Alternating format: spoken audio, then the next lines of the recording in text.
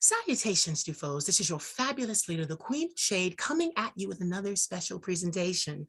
Moving right along. You guys are being so gracious. The ones that I asked to interview with me, because they're really conversations, and the ones that are watching. I am loving all of the feedback. I am loving that you guys are loving the stories of amazing people. And speaking of stories, with having said stories, I have someone that you have to meet. This young man I came across on Instagram and is just an amazing person with an amazing story. And we're going to talk to him today. So without further ado, I would like to introduce you to Mr. Marcus LaBon, AKA the Cleanin Guru. Yes. Gotta make it right, baby. Gotta make it right. I love the accuracy. Cleanin. Yes, I had to get it right. How are you? I'm doing absolutely amazing. I ain't got nothing to complain about. I'm all right. I love to hear that. I'm doing good. I'm recovering from COVID, so I still have the residuals. I didn't even leave my house when I contracted it. Me and my 74-year-old grandmother, we had Wow.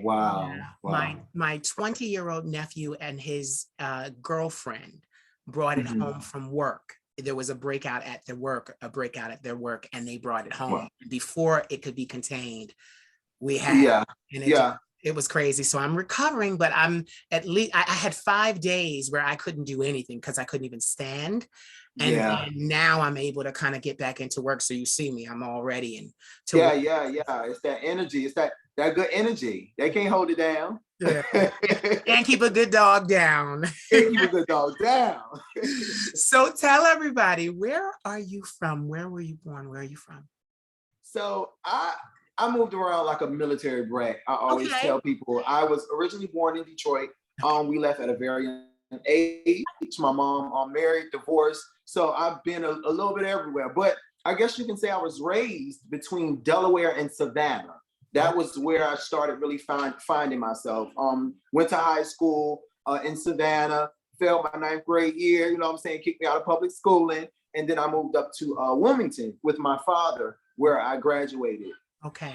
Wow. So your mother and your father. Okay. Well, I know that must have been difficult. They say, kids that have, trouble in school, because I know I was one, there's usually trouble at home. It's usually, we're not getting into that.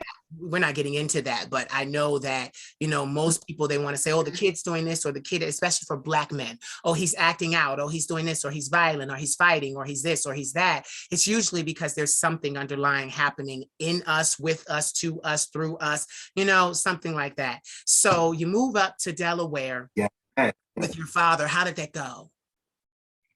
It was a bit strange and awkward. So my father, he actually did some time in the penitentiary for murder. Okay. And he says that he was always, as children, we only remember certain things. But he says he was always, present and everything like that, even while doing his time. But it's the physical, you know what I'm saying, that creates those memories. And I just don't have those as a young child. So moving there with him, calling him dad or pop or father was very, very awkward for me, but then awkward not to say it as well. So I would say it, but I didn't really feel it. It took some time.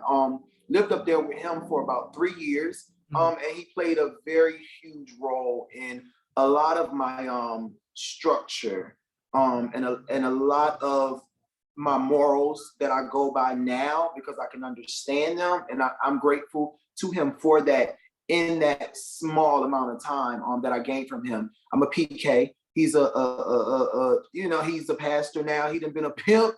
He done been a murderer. He done been through. He done been a drug head. You know what I'm saying? And now he's a pastor, helping people change their lives for the better and loving on people. And that's what he instilled in me when I moved there, to love people, to be kind to people, no matter what they do to you. Always remember who you are. So it was very awkward in the beginning, but eventually, I warmed up and things like that. And it was very rough. It was very rough because fatherhood to him was new. So he depended on a lot of the women. I write in my book about certain ways I felt that I never spoke on publicly or to him and my brother, the men in my family, very strong alpha men. My brother was a Muslim, so he has strong Islamic beliefs. My father is a pastor. So my sexuality was really out the door. They knew, but they weren't going to cater to it or, you know what I mean, acknowledge it even. And I feel like I speak in my book about where it was a point of time where I felt like they were ashamed even because of my sexuality and my flamboyance and things like that. But other than that, you know, it was the typical young gay guy moving in with his dad, and I was still finding myself then, so I wasn't out. I didn't have many guy on guy experiences or anything like that. So it was interesting. It was interesting. Wow. Did you retain a relationship with your mother? Oh yes. So it was crazy. So and I speak about this in my book as well, the way I ended up there. I had a lot of anger issues. I had a lot of just misunderstood things going on. My mom at the time of me moving up there was on drugs. She had gotten on drugs, and that was sort of kind of what led to me failing my ninth grade year in high school, because I would just leave school. I was more so concerned about my younger siblings, my little sister and brother that would be at home with her. And on my mental, I don't know whether she's there or not. I lost, there was a lack of respect for anything, especially her. I despised her. I was angry with her because I didn't understand. But I knew it was wrong. I knew it wasn't right. And I knew it hurt. I knew that. I knew that what was going on hurt. I felt that. So I would leave school, you know, I would do things to get suspended. And to the point where they expelled me from all public schools in Georgia. So within those few weeks, of course, there was issues within the home. We were staying with a friend of ours, with a friend of hers, my mother. And I got into a very, very bad spat with her friend's daughter about her not allowing me to come in the room. It was so stupid. She wouldn't allow me to come in the room to get my mom's purse or do something. And I just was so angry. But now that I'm older, I understand that the anger came from me feeling out of control. Yeah. She was trying to stop me from coming in the room to do something that I wanted to do. And I felt out of control. I felt like she was trying to control me, and I didn't want to be controlled. So I lashed out, went and grabbed a knife. We're arguing. It was horrible. And that was, as they say, the straw that broke the camel's back with my mom. We're arguing. I'm arguing back at her. I'm like, I want to go live with my dad. I want it. Good. Let's go. Baby, about 30 minutes after that, I was at the Greyhound bus station. Wow. She called him. She said, your son's on the way to you. Yeah, this is the daddy number right there. This is your dad number. Call when you get there. Bye. You know? Wow. That's how it happened. I get there. I call him from the payphone up there. I'm like, hey, Dad. He's like, hey, what's going on? So I'm like, I'm here. He's like, wait, you're I don't even know what she told him. He's like, you here? I said, yeah, I'm at a Great Town bus station. He's like, what do you see across the street? I said, the train station. He's like, what do you see to your left? I said, it's the gray good. He said, oh, damn. All right, hang on. I'm so mad. Stay right there. Stay right there, son. I'm on the way to get you. Oh my God. I'm like, okay. Comes and gets me, and it was up ever since. You know what I mean? Thank God that he had loving females in the church to assist him, you know, to give me the motherly love. Like, there was never a lack of love from my mother, let's be clear. But thank God that me living with him, there were certain women around that could give me that could nurture, and give me the mothering that I needed, because he didn't know what he was doing, you know. So it was cool. I had a lot of personal feelings about it. I had a lot of anger and a resentment towards him for a very long time, even after graduating. And it wasn't until last year, and with writing this book, that it has been therapeutic for me to just let a lot of things go. Yeah. You know, just let them go. You know, I have questions, but I want you to tell me the name of this book, because this book is a page turner. Yes. So the name of it is titled "I Killed My Boss," and yes, it's called "I Killed My Boss," and I chose that title simply because, for one, I'm really big here in Atlanta in the entrepreneurial circle here. Yes, you are. And there's a lot of people that love and respect me and are inspired and motivated by the decisions that I've made. I moved here. I told the story. I moved here, packed up my 1-bedroom apartment.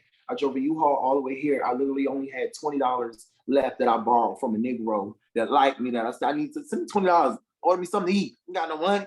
And ordered me some business cards, came up with this brilliant idea to start a cleaning business. I knew that I wanted to become a millionaire. I wanted to be financially independent. I did not want to be controlled anymore. I was tired of being broke, bum, borrowing, begging, stealing, robbing, all of that. And I needed something for me, you know? And so I started the cleaning business because most of my experience with work was in like customer service and hospitality. So I said, okay, I love a clean environment. Just give it a look, you know, and take a stab at it and throw it out there. Within 4 months of me moving to Atlanta, my barber at the time, I asked him, hey, who cleans for you? He said, usually my aunt. I said, let me give you a consultation. And didn't know much, but I knew it started with a consultation. Yes. Cleaned his 10 suite for $75. McFlair Cut, shout out to my baby McFlair Cuts, my first client ever here in Atlanta 3 years ago. And then after that, Tahir, the barber, was my second client. I cleaned his 10 by 10 suite for like $100. Then he booked me for his home, and it was up ever since. I've cleaned for the likes of Tasha Smith, Steve Harvey, Childish Dino, and I've been blessed. So that is why I decided to call the book I Killed My Boss, because I had to kill the mindset of the 9-to-5 worker, but also other things in my personal life that controlled me.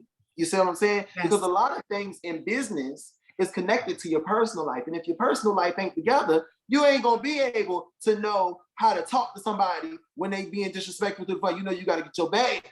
You know what I mean? Yes. It starts with you first and changing the mindset, you know? So it's not only about killing the mindset of a 9-to-5 worker, but all things that we allow to be a boss over us, even if it's something as small as smoking a cigarette and you wanna quit.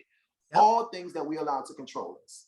You know what's so funny? I always say that when people ask me, you know, how did I do what I did, and how do I still own it, and how am I in control of it? I tell them that I had to kill the consumer mentality and pick up the entrepreneurial mentality. So you just really said the same thing. And I love that, because, you know, they hear me say it, but when you said it, I love the way you said it. And I love the title of the book, because that is the first thing that has to change, because, you know, the consumer mentality says, I'm hungry, I'm going to go get me something to eat. The entrepreneurial mentality says, I'm going to cook something because I need to save this money. Think about it. Yeah, I need to save this money. You know, this money needs to go into an investment, and only 25% of it should go to, you know, my food, or, you know, and only 25% of it should go to my lodging. Like it's different. I tell people all the time when they ask me what I do for a living, I say, well, I work 100 hours a week, so I don't have to work 40 for someone else. Exactly. That's what it takes. And I don't mind, just as hard as I work for those folks, I don't mind. I remember when I was a server and I would, you know, you got to print out the receipts at the end of the night. Yeah. And I'm like, I'm going home, and in my mind, I'm like, oh, $400 is good in the night as a server. Like, that's good. People be happy with it. But then I see what I've accrued for them throughout the night, and they're ups and ups. And I'd have made y'all about $4,000 off of me, off of my face, my smile, my personality, and everything like that. No, something ain't right with this. I feel like I'm getting pimped out. Right. Something ain't right. Right. Right. You know, no, I was getting ready to say, I love this fact. So you jumped right into the point that I wanted to, and what I love about these conversations is they're organic. You're right where I wanted to go next. So the point is, you realize, listen, I can make money for myself. I can put myself out here, and I can do that. And that takes courage. A lot of courage in itself. And I want to ask you something. So you moved to Atlanta and you're cleaning. Me, you can tell I'm extremely effeminate. You said you were flamboyant. Flamboyant doesn't mean feminine, you know? Yeah, well, feminine, you know, I mean, my mom practically raised me. So growing up, you know, when we raised by them divas, them queens, it's a certain grace that you tap into. It's a certain poise that you have, you know what I mean? And until you really get older to understand how to form it and how to, then it comes across, I wasn't no hooding. I mean, That's exactly what I was getting ready to ask. I was getting ready to ask, with that level of effeminacy, did you find that it was difficult to be in Georgia? You know what? No, especially not Atlanta anyway, because this has become our capital. This is a place where the community has made it home, and we're accepted in a lot of spaces. I think not because we're accepted either, though, but because we control and we operate and we run and we keep things going in a lot of different industries here. See? So that if you want to be successful, it's only certain girls that you have to go through. It's only certain girls that can open that door or that door. So I feel like that has a lot to do with why we're respected too, which is a whole entirely, it's a whole nother episode. It sure is. I haven't faced that. But also I know how to carry myself as well. I know how to tone it down, turn it up, have a good time, be professional, communicate. Because people that don't understand, people like you and I, feel insulted sometimes by it and disrespected and don't know how to take it. So, and most of the time it's our heterosexual Black men, so Yes. for whatever reason. So Yes. yeah, but I haven't had to encounter that. What I love is, so your cleaning business went from, cleaning barbershops to a luxury venture. Yes. Can you tell me,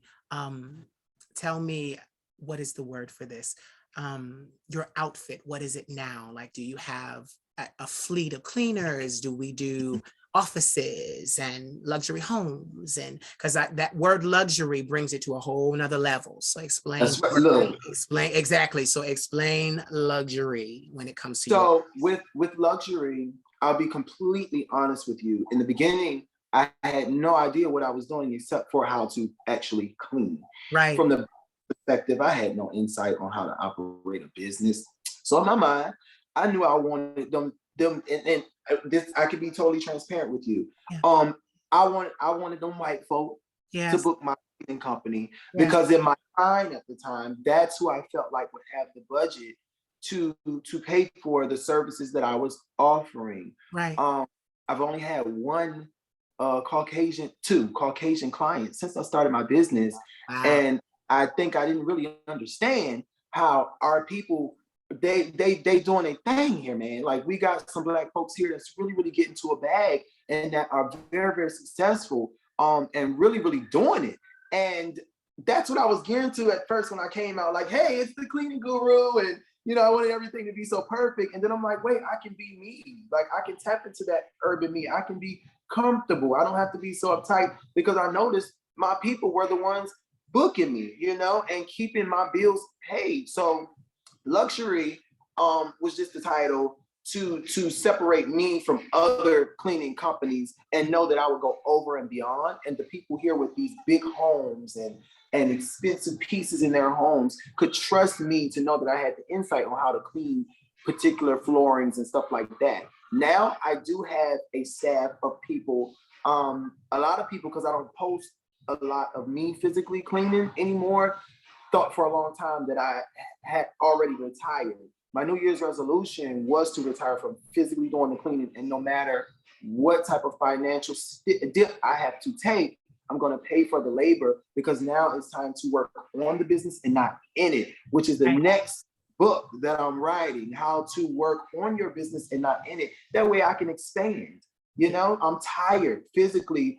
I'm tired. I'm done with the physical cleaning, and I'm just ready for a new venture. I'm going to push this book with every breath in me, and continue to work on the business and expand and get more clients and things like that, because I can't expand if I'm scrubbing floors and toilets all day. I'm tired, So now, yes, I do have staff, more so residential, but I'm working now on building more commercial, because be it might, when we were hit with the pandemic, that was what kept me afloat. Many don't know, but when the pandemic first hit, I slept in my office for 3 months. I had just got a commercial space in an office, but I could not afford an apartment. And the pandemic hit, and I lost all of my residential clients.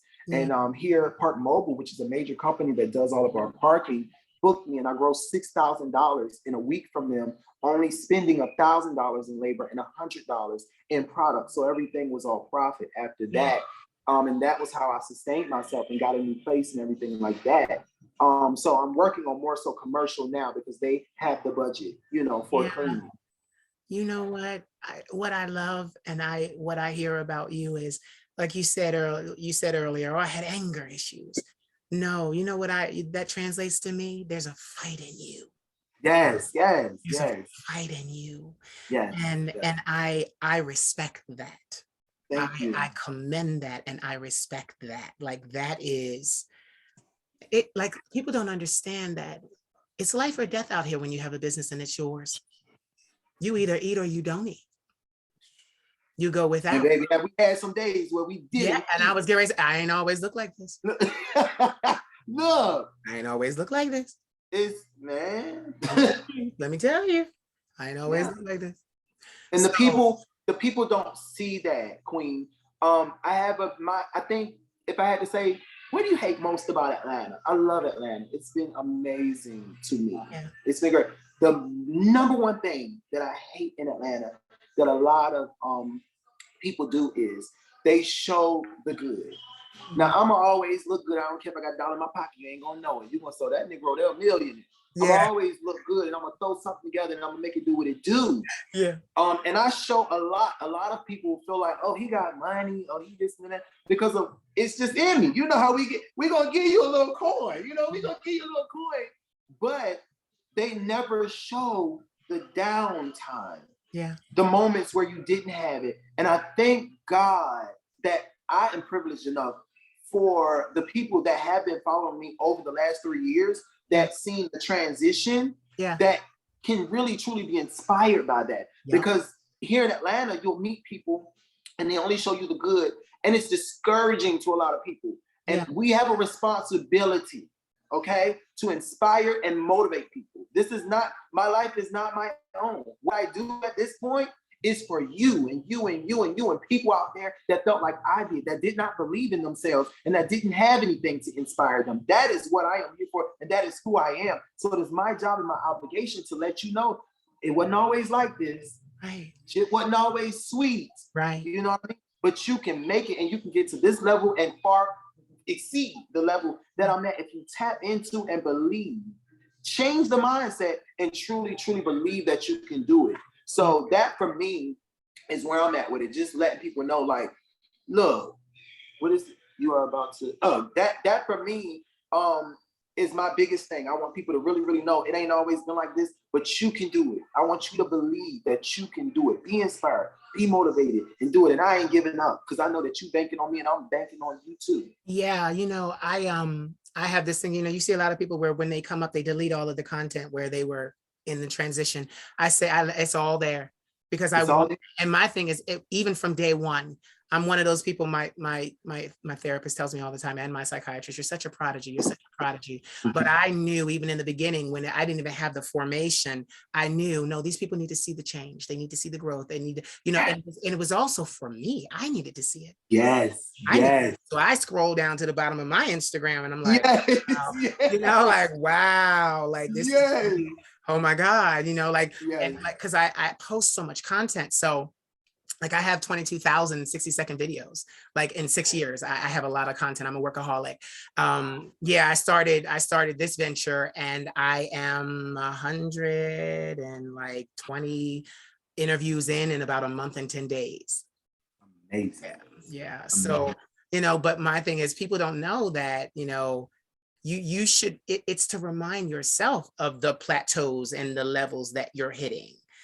You need to see that so that you can gauge your progress. See, people don't understand that when you are an entrepreneur, you gauge your progress. So you need to see everything. You need to keep that. You need to see what's going on. Like you said, after I covered my expenses, it was all profit. Most people don't even understand what that means. you know, Yeah, and I'm yeah. so glad that you in your book coming out and, you know, with your life, you're teaching our people, Yes, our yes. people. I have a question. With the expanse of your business, do you see yourself going to other cities as well, like Chicago? Where else? New York? Do you have Mhm. any ideas to, you know, like, because like it's okay to say no. My bread and butter Yeah, is yeah, yeah. it's So Atlanta, but I was just curious. it's a great question. So life, you and I both know life has endless possibilities. Right, That's been proven to us thus far where right, we've already made it. right. So I'm definitely here for expanding.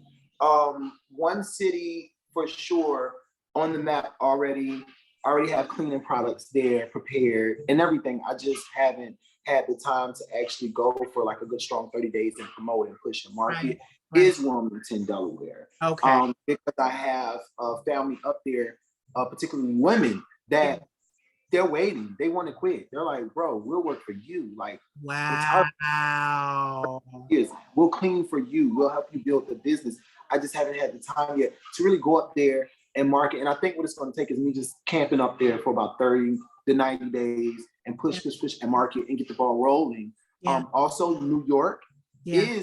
New York actually in my mind was one of the first cities that I thought about. And I had this whole thing where I was going to get like the custom made backpacks. That way people could ride the train and stuff with all of their products. The broom could break down, the mop could break down, everything. Wow. And they could just travel on the trains and go clean and stuff like that. So New York it's funny you say New York because New York is one of the cities that I've thought about as well. Right.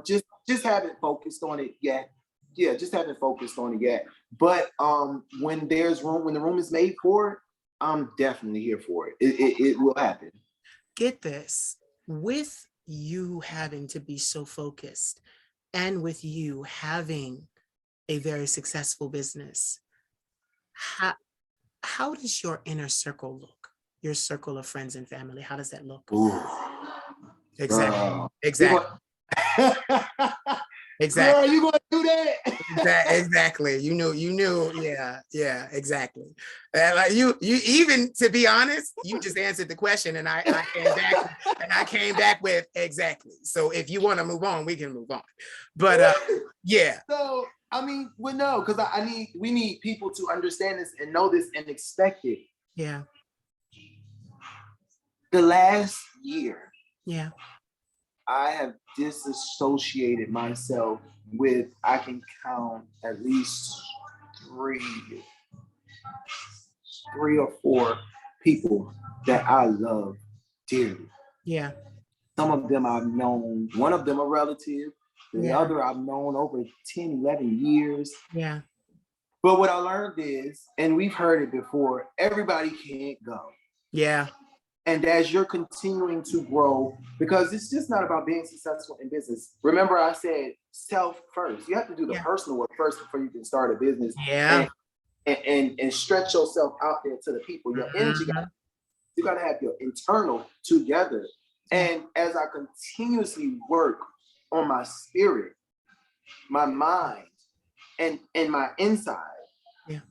everybody around me, that doesn't necessarily mean that they're growing at the same time that I'm growing. So Right. now I'm outgrowing this person, and a lot of our views are going to be different.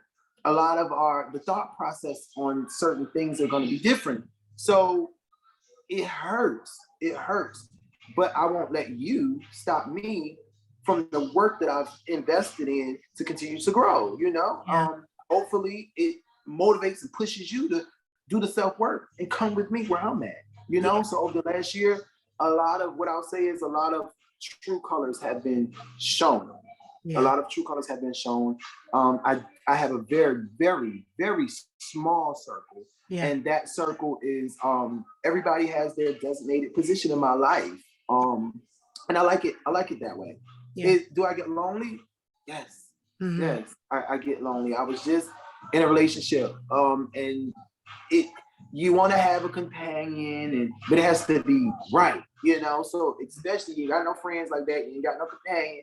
It gets said I ain't got no dog, so it Mhm. gets very lonely at times. But it's in those lonely moments that I can hear Yeah. I can see clearly, and I have to utilize those moments, because sometimes when we allow too many people around us and people in our lives, we become jaded and we can't see. So Yeah. I'm just appreciating the lonely moment. Yeah. Like I loved how you started it because you do have to work on yourself. For the last 15 years, I've been in therapy. Yes, You know, yes, the last 15. you got to, you Yeah. got to. And then after that, my circle got very, very small because my work requires me to be in front of a camera for hours and hours and hours on end. I don't have too many people around me. A lot of my family is not around me by my decree. I just, like you said, they're, Black folks, sometimes they don't believe in therapy. So you definitely aren't going to get what I'm getting. Yeah. So, and what I have, my companion is running around here somewhere. She's 3 years old. She's a calico. Okay, Hey, yeah. Calico. And get this, I just got her. I've been doing Queen of Shade for 6 years. Yeah. I adopted her from the shelter, actually, the animal shelter cat. She's 3 years old. And even in that relationship, it's so crazy to me because I do a lot of trauma work Yes. in my work. I Yeah. talk to people and I deliver messages that really speak to the Yeah. trauma Yeah. of the human being and the human condition. And it's difficult, but like even with my animal, she was traumatized before she came to me. So I've been working on her and, she's getting better and I see the improvement. I remember when she first came, she wouldn't even let me touch her.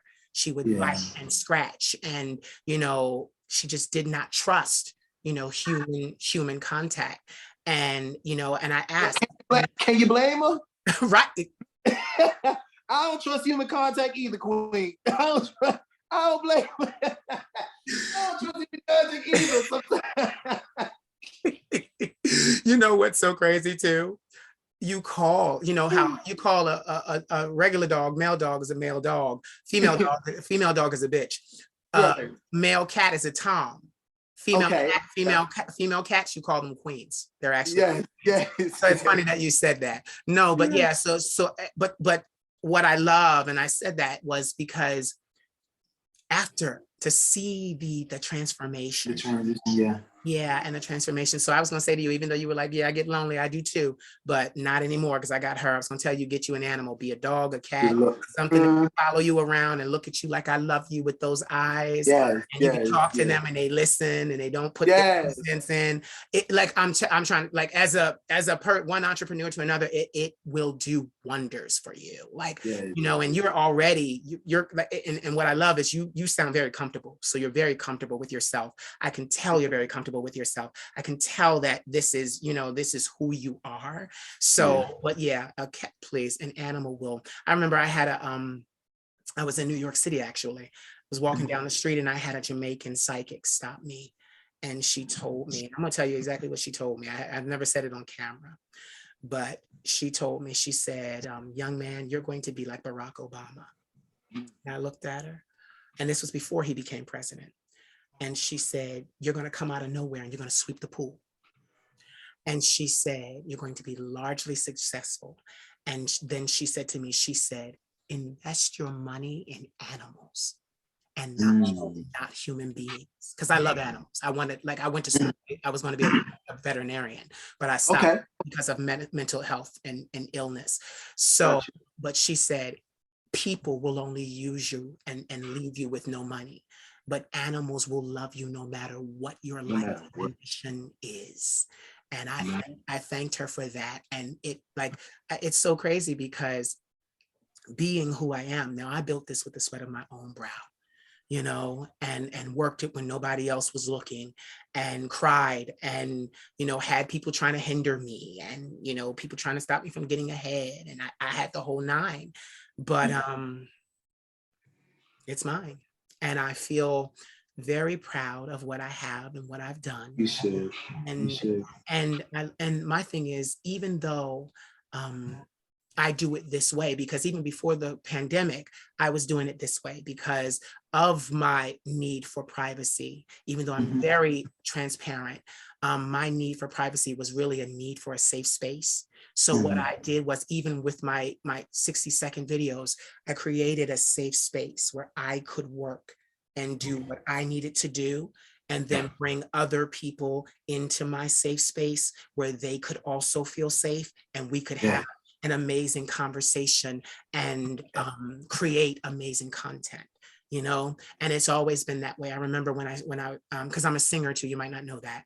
I'm a No, I singer. do. Oh, you do? Oh, but you see, I You don't know, I think sing a little bit too. I don't think So, very highly of I don't think very yeah, highly. I I try to. checked you out. I checked you out now. Okay. So yeah, well, you know, I'm a singer. So, you know, even I remember back in the day, my friends getting mad with me because they're like, you're not going to audition for record labels, or well, this is what we worked for all our lives. And I'm like, I'm going to do it myself. I'm going to be independent. I'm going to control it. I'm going to do, and they're like, what? And then I stopped talking. That's the one, anybody watching this, what's step one? Stop talking. Stop talking. That's what you do. And then don't talk, do. And then everybody that's watching will catch up live. I had people ask me, what's your plan? And I said, you'll see it when I execute it. Yeah. You know, and they're like, I had so many people that were like, I remember when you said, because back then I said just a few times, you know, I'm something cleaning company, and I stopped talking and did it. And 3 years later, I'm like, yo, I really remember when you yeah. So I totally get it. Yeah. But I just find that our circles, they just keep getting smaller and smaller. But that's as success, you know, that's success.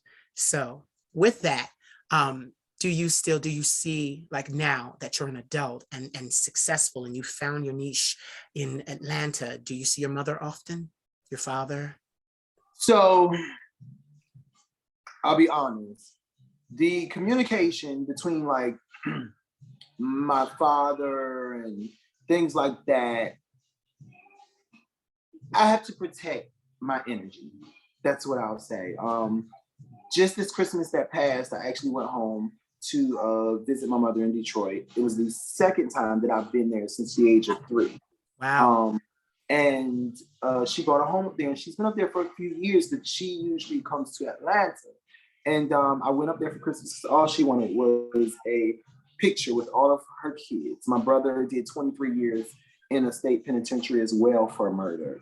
Right. So if it just to drop jewels, that's why I had to protect my energy and myself, because the enemy will try to come in. And that's why I also love I Killed My Boss as an expression of, you know what I'm saying? Right. So he just came home about 6 months ago out the halfway house. And so she just said, I just want a picture with all my kids. Finally, we all can be together and everything. So I made that happen. And then she had to come down for a funeral in Savannah. So I got to see her like 2.5 weeks after that. Yeah. And March the 12th is my book signing. So she'll be back at that. So I get to see my mom a lot. If she go back to the iPhone, then I'd be able to see her on FaceTime every day like I used to. But you know, she old school. She's comfortable with the Android and stuff like that. So I see my mom pretty often. My father and family up north, not so, or in Delaware, not so much. I think they have a slightly twisted perception of what's going on, and they don't really understand. Like, people look at you and they see like the success. And what people don't understand is, just because I'm successful does not mean that I have to give. Yeah. And if I have to give, I will give. I'm a giver. I'm a lover of life, a lover of people, and I'm a giver. But what's in the cup is for me. It's not until the cup runs over that I can give you. And I gotta fill my cup. And even if it's to the tip top, if that bitch ain't dripped over yet, I ain't got nothing for you. Right. And I think for that part of my family, they look at me and they're like, we need you. And I'm like, I have to be for myself first. I have to be here for myself first. And if I'm not here for me, I made a post some months ago and I was like, who saves me? Yeah. You know, who saves me? I have to make sure that I'm straight, that I'm good because of the lifestyle I live. You guys have a wife, you have husbands, you have, you know, it was me. And I left because I didn't feel the love and support that I felt deserving of or that I should have to create something of my own, you know? So. Beyonce. She had a little known song, and I say little known because it was famous, but she had a song that said, you know, who's going to save the hero? Who's going to save the girl after she saves the world? And so she's epic. So she was saying stuff like that a long time ago, who saves the girl after she saves the world. And what I realized was even when I realized that in therapy, it changed the way I did my work. Because see, I come to the world, like I said, from here, and I do what I need to do, and then I go save me. Yes. And what's so crazy is I have a podcast as well, and there's a lot of episodes on there. It's like 240 or something like that. I've had that for a year. And my last podcast, well, the second to last podcast, The Divine, because I left Christianity. They didn't agree with who I was and things like that. So I leave Christianity after all of these prophecies, and I tap into who I am. And then I find out that, and then I unlock my abilities. I'm a shaman, a prophet, an oracle, a seer, and a healer. So it's like I have all these gifts that work while I'm working. So I turn around, and I said that to say, taking care of ourselves is just so uber important. It is so important. And I love what you said about the cup. It even if it's full to the top, if it didn't drip over, and I have nothing for you. And a lot of people, I have a lot of family in they're not in my life. They didn't believe in my success. And my grandmother was the one. I'm her firstborn grandson. So she believed in me, and she forged me and helped me get to where I needed, and gave me the financial endowment and, that initial startup. And a lot of the family thought she was crazy. They thought I was crazy because I live with bipolar 1, PTSD, and acute anxiety disorder. But like I said, I've had therapy for 15 years. I'm fine. Right. Have you all? Have any of you all? Have y'all tapped in to try to figure out what's wrong with y'all? Exactly. Because y'all the ones that's really crazy. Y'all the crazy ones trying to drive me crazy. Trying to drive me crazy. And the crazy thing is, they've got all this indoctrination in them, and every single one of her children is gay and lesbian. All of my uncles and aunts on my mother's side are gay and lesbian. But I got the problem for being who I was and who I am, and saying, I don't care. I will, like my attitude was, and I'm a Libra, so I'm so defiant. I said, I will defy God if I have to. I will defy God to be who I am. But anyway, I said all that to say this. The divines, while I was on the podcast, the divine spoke to me and said, you are not like me. And I said, well, and this is the thing, me and the divine, it's more like a friend relationship. So we talk to each other quite differently. So I was like, well, I wasn't trying to be like you anyway. That's what I said. I said, because they killed you. So they're not going to kill me. So, that was my humor. But then he got very serious with me. He said, no. He said, you're not like me. And I said, well, okay, I'll humor you. Why am I not like you? He said, you're not like me because you try to save people. He said, I'm not into saving people. And I'm like, okay, well, I did come out of the church. I do remember all the doctrine. You not? Right. So listen, this is what he said to me. He said, I'm into healing people. He said, and the reason I don't save them and I'm into healing people is because I understand the value of a lesson. He said, I don't intervene. He said, I don't cause, but I don't intervene in people's lives because I understand the values of the lessons that they're going to learn. He said, and after you learn the lesson, then you can go to the masses and teach them the lesson you learned and heal millions. And I was like, okay. So I got you, brother. Yeah. And it was like, okay, I very quickly understood, stop trying to be Captain Saberho, basically. I drop these messages, heal, let them heal. And even with my work, I love that it's so digital because while I'm sleeping, while I'm living my life, while I'm celebrating my victories, it's playing. They're able to watch in real time. They get it and watch until they feel it in their souls, get healed, and I'm nowhere around.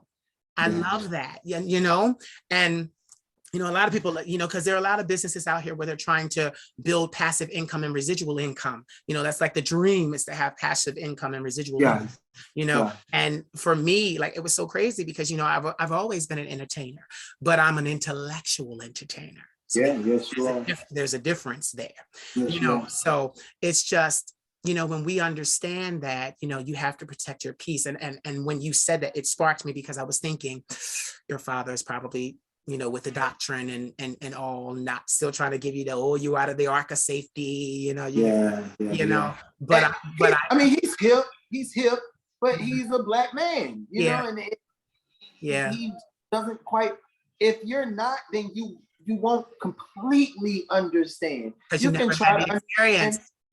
You don't completely understand, and there are still personal, even you and I have our personal opinions about certain things that we don't understand. You know what I mean? My brother on Christmas, my brother called me and I called him. We don't have the same mother. His mother has gone on, but he loves my mother all in the same as she is his. So when I'm around her, I always FaceTime. I'm like, bro, with mom, I called him, he answered the phone and went off. I've been trying to reach you for the last couple months. You ain't been answering for me. Mind you, the last couple months you were calling me for me to do something for you that I was incapable of doing. I cannot do it. I can't provide it for you. So I'm protecting my energy. You're not gonna keep calling me.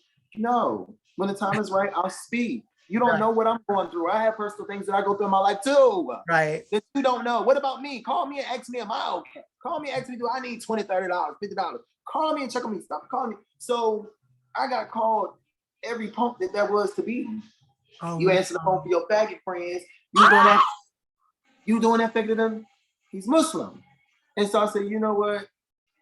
At the end of the day, whether I'm your kin, your relative, your blood, your brother or not, it just made me realize that due to people's beliefs, it's just, they will never truly understand. Mm-hmm.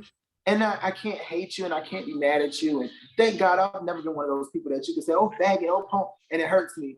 I truly don't. I don't care. I call my friends, when I talk about the gays, I be like, child, a punk. I call the gays the punks. So you calling me a punk and a faggot, child, is just the word. It doesn't define me, So it just made me realize that people truly have their own opinions and all of that, but it's okay. You got to allow people to be them and just hope that they allow you to be you. And in the process, still be you.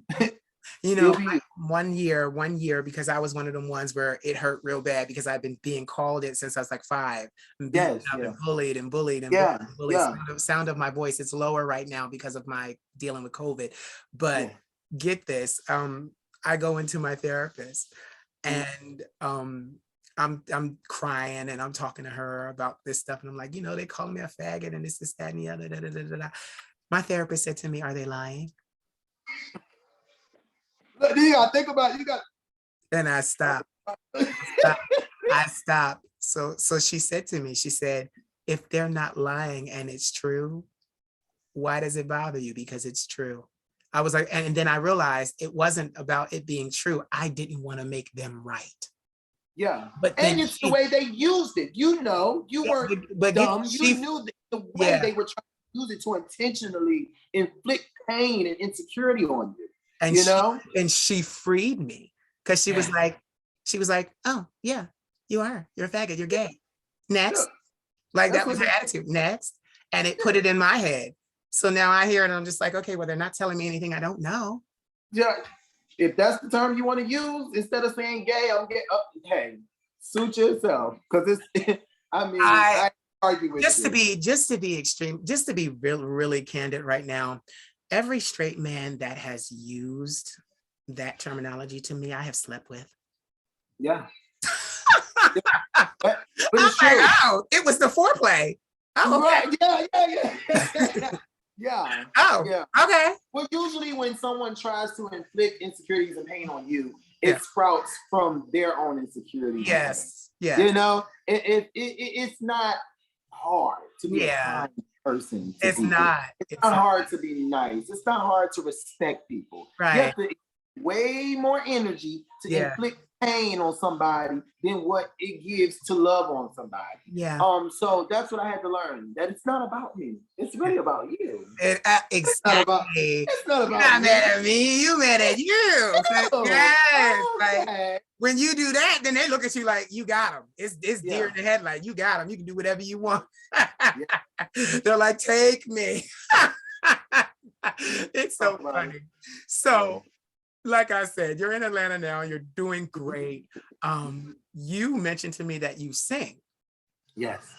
One thing about business, entrepreneurship, is that it should free you so you can do the things you are passionate about. Yes. So, what are you doing about music? So, this year is definitely the year for me that I will be tapping back into music. I was really big on live performances, and I opened up a Jasmine Sullivan like 3 times in Philly, Music Soul Child, Tiana Taylor, 112, and I did American Idol in 2013. Yes. So right after I came home, a lot of people don't know, but this is in the book. I did 3 years in a maximum security level 5 state prison. Got You it. know, Yeah. and then I came home, and a month later I did American Idol, and after that moved up to back to Wilmington because my father and my brother saw something, and they like, oh, you need to come up here. You know, got a manager and was doing that, and then I was broke and it wasn't making no money, and I'm like, child, I can't be this starving artist thing. Yeah. I can't. So let me tap out of it before I lose the passion for music. I love music. I am music. My friend, one of my friends, he always said, you always got some noise around you. You don't understand. It's tranquil. I sleep with music. I sleep with sound waves and frequencies. So it's just in me, through me, and it will never go anywhere, you know? And I still got it like I had it back then. So this year, yes, is definitely on my book to get back to singing and recording. I don't really want to do any like live performances. I want to let the music speak for itself, and no face to the music, get some streaming going on and stuff like that. But this year is definitely the year that I'm going to be utilizing all my contacts, because I got some great I got great contacts, and I never utilize them because they're my friends, even though they're celebrities to other people. These are my friends, and I only call them when I need them, and not for favors and stuff. But this is the year I'm like, okay, y'all, let's activate. This is the time. Like, let's throw this thing together, you know? So yes, I will be tapping back into music this year. Get this. I am so grateful to the divine, because every single person I have asked to interview, I have asked. Never mind my platform, never mind what I do. I humble myself and I ask. And every single person that has graced my protection, you guys are remarkable beyond belief. Thank you, Queen. Look Thank you. at that. American Idol done opened up for all these people, and it's just so, it's so amazing. I just, like, that's my thing. People, especially our people, so gifted, so anointed. And I love what you said. It's good to be kind. You catch more flies with honey than you do with vinegar. Yes. Yeah. So I would definitely love to hear your project and hear your voice. Yes. You're gonna have to direct me to where I can hear your voice. Yes. Like, and not be a stranger. You shot me your text message, but I mean your phone number, but even with these interviews, I shoot you my phone number first. You know, like, hey, this is for real. You know, we're going to create this content together. You will get your copy. I got my copy. You can do what you want with it. I'll do it. You know, it's just the divine never ceases to amaze me. And alignment. And I think you, before we go, but I just want to get this out of the way. I think everybody, like I said, I keep saying this, won't understand your geese. Yes. Everybody won't understand your Gilda. Yeah. But living in Atlanta has made me more so open to understanding people, even within my own community. C.S. Madison, we're good friends, and she's the first trans woman that really changed my opinion on trans girls. Because you only know what you know and what you hear, and what you hear is just hearsay.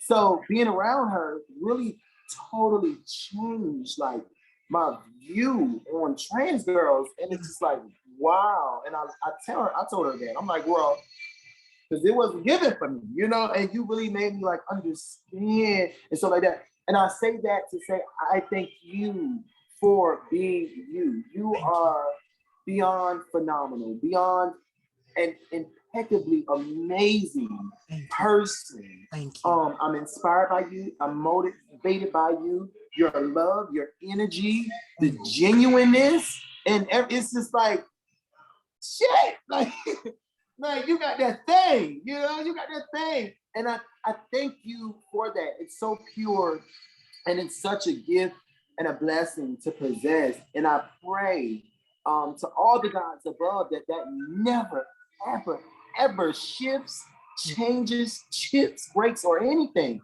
Yeah. About you, that you continue to be who you are, because it's so pure.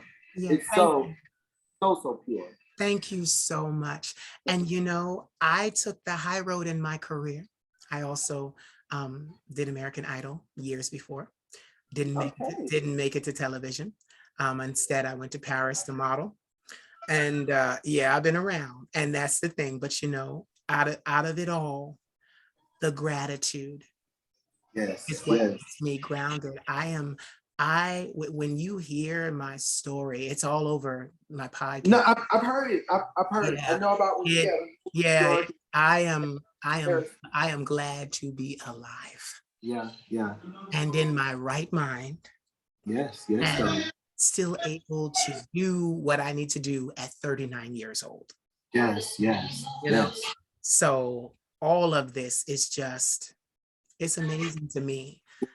Like, and then for people like such as yourself, whose resumes are expensive, to appreciate what I bring, just being me, it is an honor. It is an honor. Before we go, give me 3 words that inspire you. 3 words that inspire me. 3 words that inspire me. Yeah. Ooh, let's see. This should be an easy one, but it's a bit difficult. 3 words that inspire me. 3 words that inspire me. Humanity. Mm-hmm.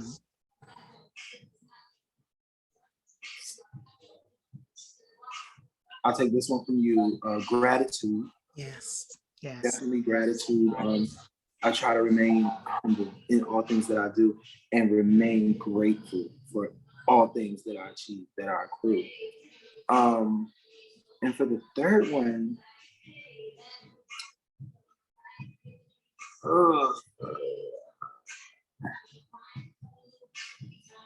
I have to say resilience. Yes. That's my word. That's my word. My therapist always says to me, I have had to reinvent myself over and over and over and over and over again. Resilience. My grandmother calls me the Phoenix, because that's literally what I am. Yeah. Humanity, gratitude, and resilience. Tell everyone where they can find you on social media. Yes, so everyone, I'm easy to find. You can Google me if you want, know. But I'm on Facebook at the Cleanin Guru. That's with 1 G. Also, I am on Facebook under the Cleanin Guru, Richest Luxury Cleaning, or Marcus LaBon, whichever page you choose to follow. I'm prominent on Instagram though. That's where I post pretty much everything I do on a day-to-day basis. So follow me, you guys. Comment, like, message me if you have any questions. Tap into it.